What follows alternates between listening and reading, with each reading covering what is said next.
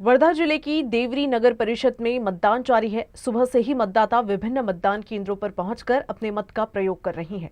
पूर्व सांसद रामदास तड़स भी अपने परिवार के साथ मतदान करने पहुंचे। देवरी नगर परिषद के लिए आयोजित मतदान में प्रशासन ने सभी मतदान केंद्रों पर आवश्यक तैयारियां पूरी कर ली हैं। सुरक्षा और व्यवस्थाओं का विशेष ध्यान रखा गया है ताकि मतदाता शांतिपूर्ण तरीके से अपना वोट डाल सके। मतदान प्रक्रिया सुबह से शुरू हुई और मतदाताओं की अच्छी भागीदारी देखी गई। पूर्व सांसद रामदास तड़स सहित कई स्थानीय नेता भी मतदान में सक्रिय रूप से शामिल हुए। चुनावी प्रक्रिया पूरी होने के बाद वोटों की गिनती की जाएगी और चुनावी परिणाम कल रविवार को जिले के सभी नगर परिषदों के लिए घोषित किए जाएंगे। देवळी नगरपालिकेची संपूर्ण निवडणूक स्थगित झाली होती, त्यासाठी आज मतदान होत आहे। मतदानाला माजी खासदार रामदासजी तड़स सहपरिवार मतदानासाठी आलेले होते। याच मतदान केंद्रावरती आहेत, आपण त्यांच्याशी थेट बातचीत करूया। काय सांगाल साहेब, आज दुसऱ्या याचं टप्प्यातलं मतदान होत आहे आणि स्थगिती आली होती, काय एकंदरीत? आज दुसऱ्या टप्प्यात हे मतदान होत आहे। पहिले 2 तारखेला होतं, पण काही कारणास्तव 20 तारखेला करण्यात आलं।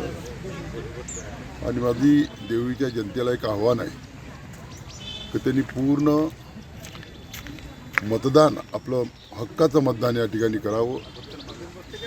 गेल्या 1 महिन्यापासून भारतीय जनता पक्षाचे कार्यकर्ते सातत्याने या निवडणुकीच्या यशासाठी झटत आहेत। या ठिकाणी नगराध्यक्ष पदाच्या उमेदवार शोभा तड़स उभा आहे भारतीय जनता पक्षाकडून, आणि आमचे 10 प्रभागात 20 उमेदवार उभे आहे। त्यांना निवडून देण्याकरता सातत्याने आम्ही आवाहन करत आहे। तर आम्ही 2 निवडणुकांमध्ये 2011 आणि 2016 मध्ये भारतीय जनता पक्षाचा झेंडा नगरपालिकेमध्ये लागला। तिसऱ्यांदा पुन्हा भारतीय जनता पक्षाचा झेंडा या नगरपालिकेमध्ये लागला। नक्कीच मतदानाला नागरिक मात्र मोठ्या कमी प्रमाणात येत आहे। थंडी वाढलेली आहे, काय एक आव्हान कराल नागरिकाला आव्हान करतो की आपल्या हक्काचं मतदान करावं।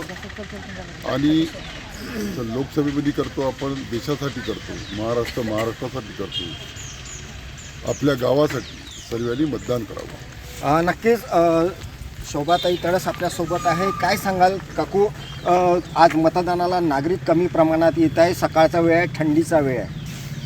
आता थंडीचा वेळ आहे, थोड्या वेळाने येतीलच इथे आणि गर्दी होतील आणि सगळे देवळीकर मतदान करतील अशी मी आशा करते। काय सांगाल, या मतदानात दुसरा स्थगिती आली होती, त्याच्यानंतर हे मतदान होत आहे। लोकांमध्ये काय बघितलं तुम्ही? उत्साह लोकांमध्ये पहिला जी उत्साह होता तोच उत्साह आताही टिकून आहे। थोड्या काळात मध्ये शांत झालं होतं वातावरण, कारण वेळ होता। आता पुन्हा उत्साह निर्माण झाला आणि या उत्साहातच आमच्या 10 सीटा आणि नगराध्यक्षाची सीट निवडून येतील एवढं मी सांगतो। 20 सीटा। नक्कीच नगरपालिकेमध्ये उत्साह आहे, मात्र थंडीचं ओसरल्यानंतर नागरिक मतदानाला येतील असा आशावाद त्यांनी व्यक्त केला आहे। Surendra Ramteke, UCN news, Wardha.